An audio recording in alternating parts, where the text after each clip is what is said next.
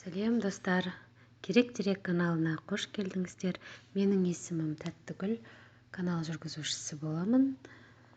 Каналға бірден жазылып, комментарий жазып отырсаңыздар болады. Бүгін Кока-Кола туралы қызықты ақпараттар айтатын боламын.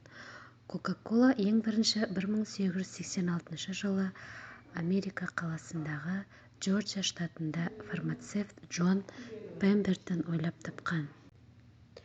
Сусын құрамына көк жапырағы қосылып, жергілікті дәріханаларда нерв бұзылыстарын емдейтін дәрі ретінде сатылған. Басында коланы күніне 9 адам ғана сатып ала алатын болған. 1892 жылы Пембертон коланы жергілікті бизнесменге сатып, ол өз кезегінде коланы сусын ретінде дүкендерде сатып бастаған.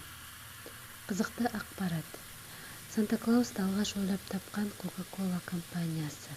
1932 жылы жергілікті суретші Хэдден Сандблум кола компаниясының рекламасына алғашқы аяз ата бейнесін салған. Өз сұхбатында Сантаның түрін көрші атаның түріне ұқсастырып салғаны айтылған.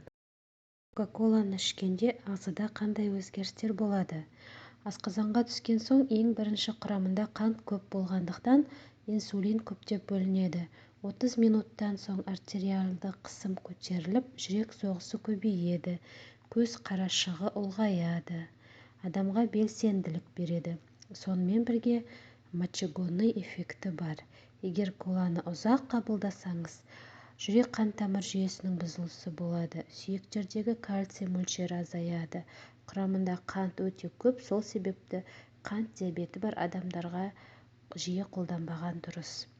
Қатерлі ісік ауруын шақыруы мүмкін, тәуелділік шақыруы мүмкін. Сол үшін коланы аз ішіңіздер. Ал сіздер бір күнде қанша колаға дейін ішіп жүрсіздер? Коланың зиян екенін білдіңіздер ме?